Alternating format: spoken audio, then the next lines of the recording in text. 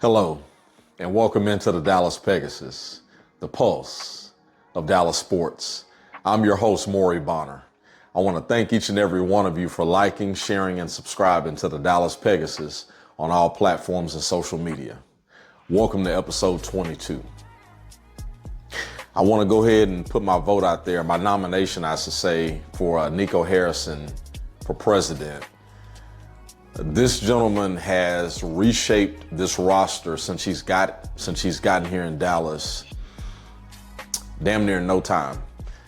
There's been, a hiccup or two along the way, i.e. the Christian Wood deal, i.e. the Grant Williams deal, but NICO Harrison, as a leader of our front office, has said, hey, we're not afraid to admit when we've made mistakes as well. The moves that have been made since the ending of the NBA Finals, when we got our ass kicked by the Boston Celtics, have been spot on. Spot the fuck on. Spot on. Killing it. So in our last show, we had a who should stay and who should go. I started the episode by playing a little Brian McKnight. And should I stay or let it go? So yeah, this episode, we're gonna reflect on some of those names because damn near everybody I said that should go, for the most part, is gone. We got one more person on that list that we gotta get them out of here. But we're gonna start with the subtractions in our front office. And we did lose Dennis Lindsey. Dennis Lindsey was a top advisor to NICO Harrison, Michael Finley, Andrew Baker, Matt Riccardi, those top guys in the front office. Lindsey came over from, the San Antonio Spurs, the Houston Rockets, where he's been a GM, where he's been assistant GM. Most notably, he put those Utah teams together with Donovan Mitchell, Mike Conley, Rudy Gobert, as Kendrick Perkins would say. Bojan Bogdanovic, those groups. So he's had experience putting those teams together. We whooped those teams' asses quite a bit, and he came and joined us. But now he's departing and headed off to the Detroit Pistons to be their senior executive vice president of basketball operations. Speaking of, and by the way, I want to give Dennis Lindsey his flowers because he was instrumental in a few things with the Mavericks. He was instrumental in, helping us make the trades and be creative for Derek Lively and being able to get off of Davis Bertans' contract, trading him to OKC. Also very creative in absorbing Richaun Holmes' salary, a guy who we were able to trade last season, and still we can bring in a first-round pick in an Omax. So we really didn't have to give up a player. We brought on Richaun Holmes, brought on that contract, and ended up getting a first-round pick out of it in Omax, somebody who's a big part of our future. Dennis Lindsey, also very responsible for bringing in Dante Exum. He was the general manager that drafted him while he was in Utah. And even though it didn't work out the first time around, those guys obviously were still connected to where Dante Exum was able to come in for the Mavericks and have a solid season for us. As far as the last piece of it, he was also instrumental in bringing in Alex Jensen You'll see him on the Mavericks' bench. Tall guy, probably about 6'8", 6'9", full beard. He used to play at the University of Utah with Hannah Metala and Andre Miller and those guys way back in the late 90s. But he brought him over. He was the top assistant on Quinn Snyder's staff with the Utah Jazz. So Dennis Lindsey goes to Detroit. Speaking of Detroit, the first offseason move that we make, I want to, the spirit. You got to speak it. If you want something in this life, help yourself out by putting it in the atmosphere first. And goddamn it, we had to put it out there in the atmosphere. We've been putting it out there in the atmosphere for years. Tim Hardaway Jr. is in Detroit, going to Motown, going to the Lil D. Take your ass up there and shoot all them broke ass shots on this team that's going to win 10 games next year, that will be back in the lottery. Tim Hardaway Jr. nor his dad appreciated being in Dallas. All they were concerned with was about shots. So now you get all the fucking shots that you want in Detroit. Congratulations. And I'm so glad to get Tim Hardaway Jr. and his bald-headed ass daddy out of here as well, because my thing is this. What are you going to say now? They never took the onus and the responsibility and the accountability on Tim Hardaway for his struggles in Dallas. It was always somebody else's fault. But anyway, we end up trading Tim Hardaway Jr. to the Detroit Pistons for Quentin Grimes, a former New York Knick, former Houston Cougar. You know, this guy's 6'5", 200, about 210.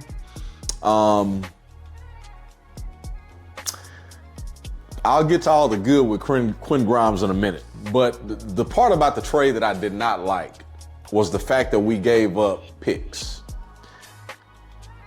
My thing is this. Detroit got the expiring contract of Tim Hardaway Jr. His contract is going to expire this year at about 16 or 17 million bucks. That's valuable for them. I don't like the fact, I don't think we did the best job in giving up I think we gave up 3 first-round picks to go along with Tim Hardaway Jr. to get Quentin Grimes. I think we could have just made a straight-up swap.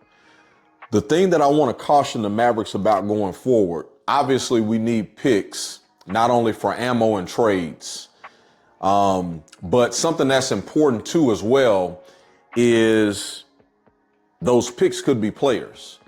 And as we're coming to see in the NBA more nowadays, you're finding more guys in the second round. You're finding more guys in the late first round. So draft picks are important. And we got to be mindful and make sure we're winning more deals versus just falling even. This deal, Tim Hardaway Jr. and whatever picks for Quentin Grimes, great deal for us. But again, I wish we would have kept those picks. On to Quentin Grimes. Let me tell y'all something. This dude is pretty much gonna fit right in perfectly. Sweet ass jump shot, nice on ball defender, tough guy, can get to the rim. When he gets to the basket, he's got some Kyrie finishes in him. He's got some wicked finishes around the rim. Maybe not to the Kyrie level, but anywhere around the rim, he can finish. He can dish it off nicely to a teammate, nicely to a big underneath the basket, or nicely to a cutting, a cutting player to the basket. He has good court vision. Again, good on-ball defense. He's going to be good at guarding, your ones and your twos and some threes. That jump shot is consistent. It's repeatable. He's not working on his mechanics. He's not working on his confidence as it relates to his offensive game and his floor game period. He's not out of control going 1,000 miles an hour. I'm speaking to the guy that, he's going to end up replacing. But Quentin Grimes, man, you talk about a guy that can score it at the rim, in between, and damn sure from three. Got one of the prettiest three-point strokes out there. That's the first trade. Huge deal. Huge deal. I can see Quentin Grimes easily playing between 25 and 30 minutes for the Mavericks off the bench this season. Let's get on to the second deal. My God. The second deal. The Mavericks in the offseason, the main priority, and it didn't sound right to me because it just didn't sit right in my spirit, was bringing back Derrick Jones Jr. Now, everybody knows Derrick Jones Jr. played a huge role in us making it to the NBA Finals last season. Did a lot of great work for us in the regular season, into the playoffs, and kind of fizzled out, there in the finals. His weaknesses were exposed. A lot of our guys' weaknesses were exposed, but Derrick Jones Jr. was one of those guys whose weaknesses really were exposed. From a shooting standpoint, from just an offensive versatility standpoint, and also even from a size standpoint. He's got good length, but Derrick Jones Jr. is still kind of light in the ass. And like I say, he ended up signing a 3-year, $30 million deal with the Clippers. And, a guy that we brought in to an addition that we made to counter that, which was a guy who I really fucking wanted bad. Whether we kept Derrick Jones Jr. or not, because I'm like, this guy can ball. And every time, that's one thing with Quentin Grimes, every time Quentin Grimes played the Mavericks, he busted our ass. That's left an impression on me. On to the next addition, NAJI Marshall from the New Orleans Pelicans out of Xavier University in Louisiana. 6'6", 200, long, strong. We'll get to him more in a minute. I don't want to get too deep. But Derrick Jones Jr., we lose him. Congratulations, man, on getting that contract from the Clippers. The Clippers have lost PG. They're bringing in Derrick Jones Jr. That's going to be tough. But yeah, I really did not have any plans, as I said in episode 21 on the should they stay or should they go show. Derrick Jones Jr., we were not trying to pay him any more than the $5.2 million mini mid-level exception that we could have paid him. But once we made the Hardaway trade, that opened up and freed up more money for us. We sent out $17 million in salary for Hardaway, brought back in $4 million in salary for Quentin Grimes, and that freed up the additional money to go out and sign NAJI Marshall from the Pelicans, 3 years at $27 million. And to also make another move that we'll get to as well. But yeah, like I said, NAJI Marshall, 6'6", 200 pounds, long, strong, wiry. The difference between, I'm going to say, Derrick Jones Jr. and NAJI Marshall definitely stronger than Derrick Jones Jr. Derrick Jones Jr. can specialize in guarding, your ones, your twos, some threes, but mostly ones and twos, your smaller point guards, and your two guards. NAJI Marshall, let me tell you something. Homeboy, do not be surprised if NAJI Marshall starts a great deal of games next season. Ideally, right now, we're looking at him coming off the bench, but do not be surprised with his ability, his two-way play on offense and defense, that he starts next season. This is a guy who not only guards the 1 and the 2, but he can guard the 1, the 2, the 3, and the 4. On-ball defense, it's tough. It's tough. He's in that grill. The same defense that we were looking for from one of our other wings that I'll get to here in a minute as far as on-ball defense, NAJI Marshall brings that. I saw him lock up SGA. The first person who I saw him lock up just in doing some research was actually Kyrie. I saw Kyrie, SGA, Jason Tatum, Jaylen Brown. I'm like, oh, okay. But again, I've seen him play against the Mavericks. He's a guy that's busted the Mavericks' ass as well. We're bringing in guys who we've needed. Not just the names, but the types of guys. Meaning that we need the 6'5", 6'6", 6'7", 6'8", long, strong, athletic guys that can actually shoot the ball, guys that can actually defend. We're bringing in true 3-and-D guys now. We've had 3-and-D hopefuls. Everybody was hoping that Tim Hardaway Jr. would shoot the ball well from 3 and play good defense. Everybody was hopeful that Josh Green could develop a consistent offensive game, a consistent 3-point ball, and play some good defense. We were hopeful that Derrick Jones Jr. was going to be able to knock down shots, knock down open shots, and give us, that 10, 11 points prayerfully in each game, especially in the playoffs and on into the finals. We were doing a lot of praying and a lot of hoping. With the guys that we've brought in, we don't have to do as much praying and hoping. Just what it is. They're more skilled, they're more polished. NAJI Marshall has a very nice offensive game. His 3-point shot is nice and improved. Both of these guys, for his career, Quentin Grimes has shot it at around 38%. NAJI Marshall, not as good, but he's become, better at shooting a 3 here recently. But man, you talk about somebody who can get to the rim.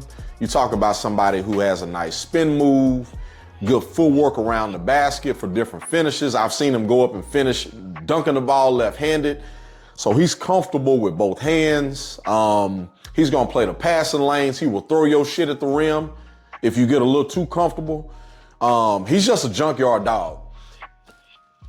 He's a physical player. I mean, somebody with some edge, somebody that's not gonna take no shit. That's exactly what we need on this team. And I'm excited to have him here in Dallas. We'll get on to our last move.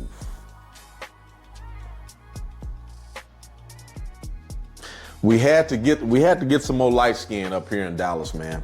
Light skin has been tough for us for the past, I don't know, I'm 38, just turned 38, but it's been tough for us and tough for me for the last 38 years, And light skin has never been in, but God damn it. From a splash brother, if you know what I mean, to, another incoming splash brother. Welcome to DFW. Welcome to Dallas-Fort Worth, Klay Thompson. We are so glad to have you. And we definitely could have used that shooting in the finals, man. You look at Klay Thompson, getting Klay Thompson, 4-time NBA champion, a Hall of Famer, a guy who last season, in a season that he allegedly struggled,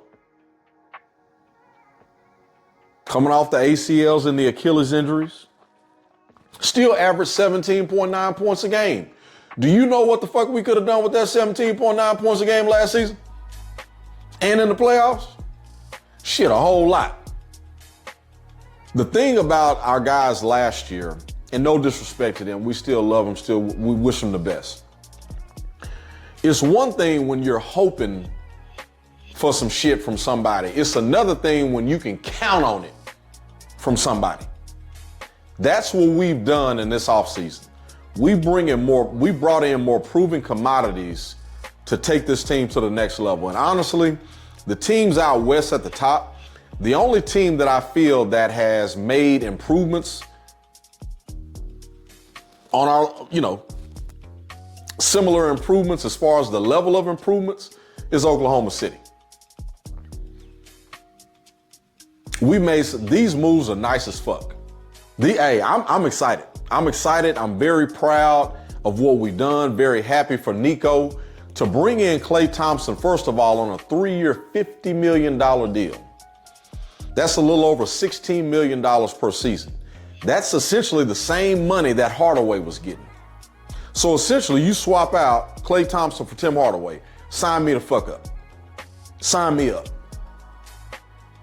Sign me up. You bring in something else that we needed in this offseason that I really didn't touch on and talk about was veteran leadership, somebody who was actually on the floor. And I think I did bring that up in talking about Markieff Morris. But bringing in Klay with the championship experience, the leadership, and I'm hoping that he can help us out on the offensive end, not just from obviously a shooting and a scoring standpoint, coming off the screens, you know, getting open, coming off the drags, you name it. You know, running that baseline, being able to play in some of the dunker spot.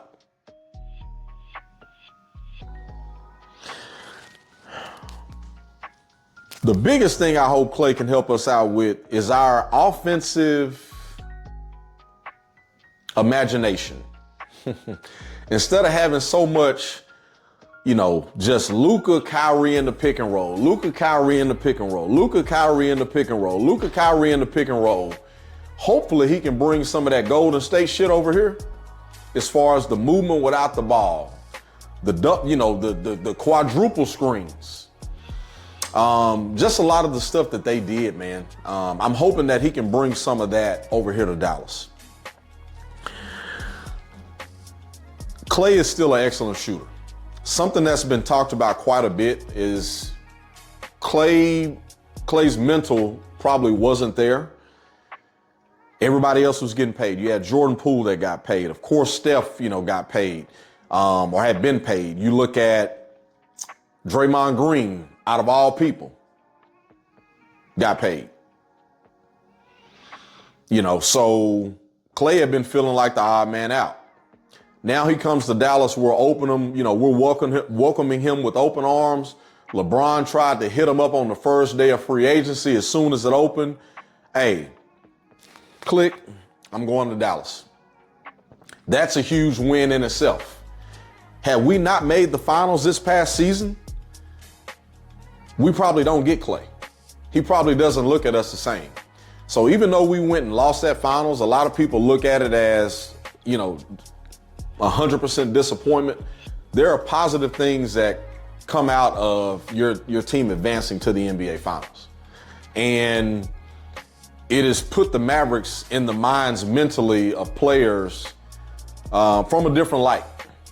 It's put the Mavericks organization in the minds of players just in a different light. So again, Klay, man, a lot of people have talked about his defense. The Mavericks play a different style of defense to where we provide a lot of help. Essentially, we're funneling guys, to the front of the rim with our bigs, Gaff and Derek Lively II. Our defense is set up to where Klay can have a resurgence defensively, to where he doesn't have to worry about just locking down one-on-one. We provide a lot of help. We tons of rotation. So Klay will not be on an island alone defensively. Now, there are questions with him playing with Luka and Kyrie defensively. Luka and Kyrie, they're going to have more of that engaged defense that they played in spots last season. They're going to have more of that throughout this upcoming season. Because obviously we see that it takes more than, playing defense when you want to and when you don't want. You can't take, can't have a part-time job mentality as it relates to defense. But like I say, from a credibility standpoint, a leadership standpoint, not only leading by example, but a vocal leadership, Klay's got some swag. He's got some skins on the wall, and we need that. Markieff Morris was great, end of the bench leader, but we needed somebody in the rotation, on the floor, in the starting lineup with some significant pedigree to get guys' attention when we get in the playoffs, NBA Finals, when we're, having bad habits throughout the season and we're like, hey, we need to shut that shit off because we got big games upcoming. That's what you're getting in Klay Thompson. A known commodity, a Hall of Famer, 4-time NBA champion. So like I said, he's going to get a buku. He's going to get buku shots, wide open shots here in Dallas. Luka and Kyrie going to be feeding him left and right. And man, it's going to feel, imagine Klay Thompson just shooting corner threes. Or really, he can shoot the three anywhere. NAJI Marshall, a very good three-point shooter in the corners. Just so happened. What do we do well? We shoot three balls in the corner extremely well. or we're going to get you those shots. It's going to be a matter of making those shots. I can't wait to see how much attention Klay drags away from Luka and Kyrie. Man, super excited. We got something else to do. We got two things that I would like to see us do this offseason. We're going to wrap this show up. We'll have more on Klay. I know I kind of went through everybody at once, and I know Klay's the big signing, but understand something real quick. This offseason, Klay's the big name, but Quentin Grimes, Najee Marshall, out of all the guys that we've gotten so far, Grimes, Marshall, and Klay Thompson, do not be surprised if Najee Marshall makes the biggest impact out of all three of those guys. Do not be surprised. Do not be. Two things we got to do for this to be an A+ offseason. Number one, I want us to go get Phil Handy from the Los Angeles Lakers and have him be an assistant coach here with the Mavericks, not only for development, but we need somebody else around this team, around Luka, that is hard-nosed, has an edge, that don't take no shit, and that's a grinder. And that knows what the fuck that they're talking about, and they got the respect of folks. Phil Handy's that guy. Guess who's real tight with Phil Handy? Guess who works out with Phil Handy? Guess who's been at Phil Handy's camps for kids? Kyrie Irving, Kyrie Andrew Irving. Would love to see it. Would love to see it. I think we're going to be retaining everybody on our staff. There was some talk about, of course, Sean Sweeney in Detroit. Bickerstaff got that job. There was some talk about Dudge, Jared Dudley, possibly going to LA. We hope to keep him. The second thing that we need to do, we got to get rid of Eric Kleber. Maxi Kleber, you ain't got to go home, but you got to get the hell up out of here. We need a bona fide rugged four. We need somebody else besides Maxi Kleber. We have to. We got some time in the offseason. We got to figure out a way to move him, and we got to figure out a way to move that contract and bring somebody else in that spot. Outside of that, man, I'm so excited about what we're doing and what we've done up to this point. Off season's not over. Damn, y'all just gonna let me end the show and not say nothing about how we got Klay Thompson, huh? My bad. So here we go. We got Klay. We sent Josh Green to Charlotte. Charlotte sent us 2 second-round picks. We sent those second-round picks to Golden State. Okay. We will miss Josh Green. He was a guy that we drafted here out of Arizona. You know, that old regime. We passed up on some good players to draft Josh Green, and he just never panned out to who we thought he was going to be, and he damn sure has not compared well to some of the other players. He's shown glimpses, he's shown signs. I'm glad Jason Kidd gave him an opportunity, you know, that he didn't have before. But just too inconsistent, too unreliable, out of control on offense. You never know. Sometimes, some days the shot will look great. Some days the shot will look terrible.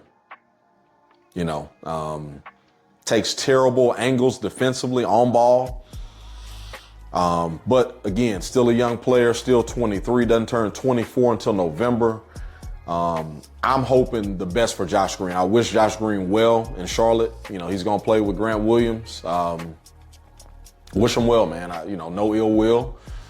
As far as Derrick Jones Jr., wishing him well on his journey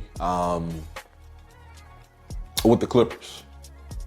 You know, it's going to be tough, but, you know, not getting those, he won't have Luka and Kyrie getting him those wide open ass threes. But as far as his career and getting this long-term, more security, going from a vet minimum deal to a 3-year, $30 million deal, congratulations to him. Best of luck in LA. And finally, again, good riddance to Tim Hardaway Jr. and your bald-headed ass daddy. Enjoy all the shots in Detroit. Again, the Dallas Pegasus would like to welcome again Quentin Grimes, Najee Marshall, and of course, the 4-time champion, Klay Thompson.